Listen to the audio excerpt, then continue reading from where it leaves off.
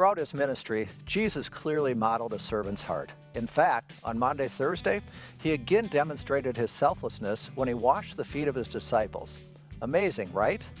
Sure, by our societal standards, but as Christians, we know he took it so much further. A day later, he suffered a humiliating death on the cross for our sins and for our salvation. But thankfully, the story didn't end there. No, it just got better because he rose. In Matthew chapter 28, verses 5 through 7, the gospel writer describes the moment when Mary Magdalene and the other Mary were racing to the tomb at dawn on Sunday, only to be greeted by an earthquake and an angel. The angel said, "Don't be afraid. I know you're looking for Jesus who was crucified. He isn't here. He's risen from the dead, just as he said would happen."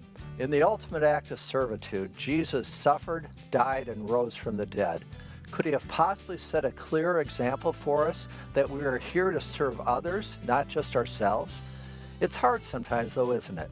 We're bombarded by slick advertisements from an early age that a good life is all about getting as much as we can for ourselves. In fact, I've noticed at my age that retirement can't possibly be successful unless I have my feet up on a beach as the sun is setting with a glass of Chardonnay in my hands. But does the example Jesus provided us give any indication at all that our goal is simply to get as much as we need so we might have the luxury in our golden years to stare at a sunset looking out over the ocean? Well, I'm certainly attracted to that image. Isn't there really so much more we're called to do? Aren't we called to serve? Aren't we called to provide a hand up to those in need? We have the good fortune of living in the greatest economy in the history of our planet.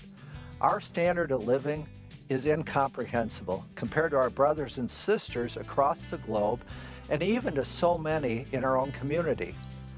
As missions director at Lutheran Church of Hope, I'm blessed to work with nonprofit organizations locally, nationally, and globally in addressing the needs of the least among us. I see firsthand the positive impact groups of volunteers here and across the globe have on men, women, and children who otherwise may have no pathway forward. Does this mean that everyone must quit their jobs and jump into missions work? Absolutely not. But it likely does mean that we all must take a close look at our hearts and what's driving us. If we've been given certain God-given abilities, aren't we called to share the fruits of those gifts with others who might be less fortunate than we are? I think we all know the answer. We're called to serve others. While the marketing whizzes on Madison Avenue understand so well our selfish tendencies, God has us wired up to serve others. That same God who sent his only Son to be crucified for our transgressions modeled a life of servitude. As followers, aren't we called to do the same? And if we answer yes, isn't it incumbent on all of us to seek ways to help the least among us? We live in challenging times, but I'm confident that if 2 billion Christians across the planet adopted a servant's heart, our world would change in ways we didn't think were possible. What are we waiting for?